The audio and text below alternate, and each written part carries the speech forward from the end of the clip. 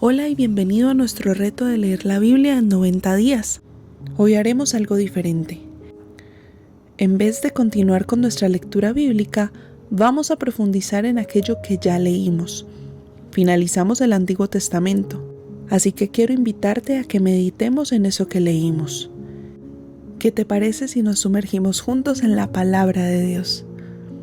Hoy quiero llevarte al inicio de todo, al comienzo de la historia bíblica, al punto donde se abre el telón y Dios empieza a revelarse a la humanidad. Allí, en estas primeras páginas, encontramos mucho más que relatos antiguos. Encontramos las raíces de nuestra fe. Encontramos las primeras luces que anuncian a Cristo, el Mesías. Quizás alguna vez te has preguntado, ¿por qué la Biblia no comienza directamente con Jesús, su nacimiento, su vida, su cruz y su resurrección? ¿Por qué empezar con Adán y Eva, con Abraham, con Moisés, con leyes y con sacrificios? La respuesta es bastante sencilla y a la vez es profunda, porque Dios quería mostrarnos que su plan de redención no fue improvisado, no es una solución de última hora. Desde el principio, desde el mismo Edén, Dios ya estaba preparando el camino para que tú y yo conociéramos a Cristo. Quiero invitarte a que recorramos juntos el Pentateuco, esos 5 libros que la tradición judía le llama la Torá: Génesis, Éxodo, Levítico, Números y Deuteronomio. Quiero invitarte a que los veamos bajo un solo lente, que Cristo está presente en cada página, en cada símbolo y en cada historia. El primer libro, que es Génesis, nos habla de comienzos. El comienzo del universo, de la vida, de la humanidad. Dios crea todo con belleza y perfección y declara que todo era bueno en gran manera. Pero pronto entra en la escena la tragedia. La serpiente engaña a Eva, Adán desobedece y el pecado entra al mundo.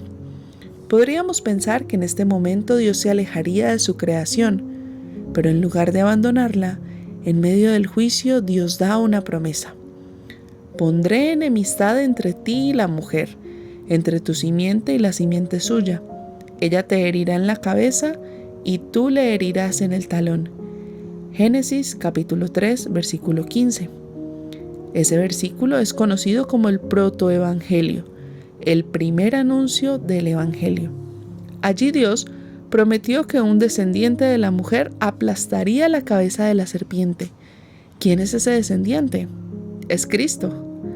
Más adelante, Dios llama a Abraham y le promete: en ti serán benditas todas las naciones de la tierra. Génesis capítulo 12, versículo 3. Esa bendición no se limita únicamente a Israel, apunta a Cristo, en quien todos los pueblos del mundo encuentran salvación. Piensa un momento, desde los primeros capítulos, desde los primeros tropiezos de la humanidad, Dios ya tenía preparado a Jesús como respuesta. El plan de redención empezó a escribirse desde Génesis. Ahora pasamos al segundo libro, Éxodo. Aquí encontramos a Israel esclavizado en Egipto, oprimido bajo un faraón cruel. Dios escucha el clamor de su pueblo y levanta a Moisés como libertador. La noche antes de la liberación, Dios ordena que cada familia sacrifique un cordero sin defecto y que coloque su sangre en los dinteles de las puertas. Esa noche, el ángel de la muerte pasa por Egipto y en cada casa donde hay sangre no hay muerte. ¿Puedes verlo? Ese cordero pascual es una sombra de Cristo. El apóstol Pablo lo dice claramente: Cristo, nuestra Pascua, ya fue sacrificado por nosotros. Primera de Corintios capítulo 5, versículo 7. Así como Israel fue liberado de Egipto por la sangre de un cordero, nosotros somos liberados del pecado por la sangre de Jesús. Así como ellos cruzaron el mar y comenzaron un nuevo camino hacia la libertad, en Cristo cruzamos de muerte a vida.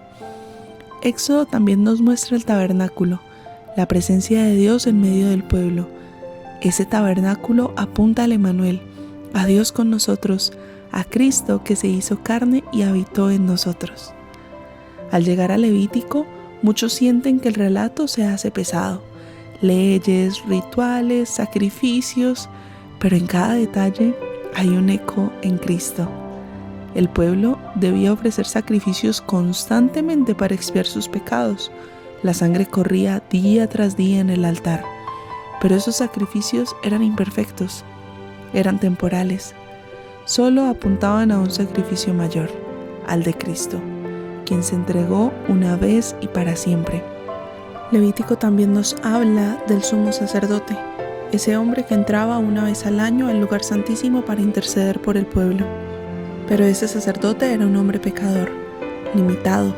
Cristo, en cambio, es nuestro gran sumo sacerdote, santo y perfecto, que no necesita ofrecer sacrificio por sí mismo, sino que se ofreció a sí mismo por nosotros. El mensaje de Levítico es claro: sed santos porque yo soy santo. Levítico capítulo 11, versículo 44. Y la única manera de alcanzar esta santidad es a través de Cristo, quien nos limpia y reviste de justicia. En Números vemos al pueblo caminando por el desierto rumbo a la tierra prometida.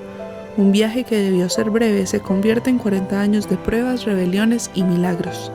En medio de su incredulidad, Dios les da agua de la roca y maná del desierto. Y el apóstol Pablo declara que esta roca era Cristo. Jesús mismo dijo: yo soy el pan de vida, el que de mí come no morirá. Pero también vemos la serpiente de bronce levantada en el desierto. Cuando las serpientes mordían al pueblo, Dios ordenó a Moisés a levantar una serpiente de bronce, y así todo el que la mirara sería sanado. Jesús mismo dijo: así como Moisés levantó la serpiente en el desierto, así es necesario que el Hijo del Hombre sea levantado para que todo aquel que en él cree no se pierda, mas tenga vida eterna. Números nos enseña que Cristo es nuestro sustento en el camino, nuestra sanidad en el dolor y nuestra guía hacia la tierra prometida eterna. El quinto y último libro, Deuteronomio, recoge los últimos discursos de Moisés. Allí recuerda al pueblo la ley, la fidelidad de Dios y la importancia de obedecer, pero también da una promesa poderosa: profeta en medio de ti, de tus hermanos como yo, te levantará Jehová tu Dios, a él oiréis. Deuteronomio capítulo 18, versículo 15. Ese profeta mayor que Moisés es Cristo. Él no solo trae la palabra de Dios, Él es la palabra encarnada. Moisés muere sin entrar a la tierra prometida, mostrando que la ley por sí sola no puede salvarnos, pero Cristo nos lleva más allá de Moisés, más allá de la ley, hasta la plenitud de la gracia. Cuando miramos el Pentateuco con los ojos puestos en Cristo, vemos que no es un conjunto de historias desconectadas, sino que es un plan divino perfectamente trazado. En Génesis, Cristo es la simiente prometida. En Éxodo, Él es el Cordero Pascual. En Levítico, es nuestro sacrificio perfecto y sumo sacerdote. En Números, es nuestra roca, nuestro pan y nuestra salvación levantada en alto. En Deuteronomio, es el profeta prometido, la voz de Dios misma. Recuerda que esta no es solo la historia de Israel, es tu historia y mi historia. Todos hemos estado en Egipto, esclavizados por el pecado. Todos hemos peregrinado en desiertos de incredulidad. Todos hemos sentido el peso de la ley que nos acusa, pero en Cristo encontramos libertad, alimento, perdón y vida eterna. Pregúntate hoy: ¿he visto a Cristo en cada etapa de mi vida? ¿Estoy viviendo como alguien que ha sido liberado por la sangre del Cordero? Hoy hemos visto que desde el principio, desde el Edén hasta las llanuras de Moab, Dios ha estado escribiendo una sola historia, la historia de Cristo, la historia de nuestra redención. No fue un plan improvisado, fue un plan de amor eterno. Cada página del Pentateuco nos grita que Jesús es suficiente, que Jesús es el camino, que Jesús es el Salvador. ¿Por qué no oramos dando gracias a Dios por esto? Padre amado, gracias porque desde el inicio pensaste en nuestra salvación. Gracias porque en Cristo nos diste al Cordero perfecto, al profeta prometido y al sacerdote eterno.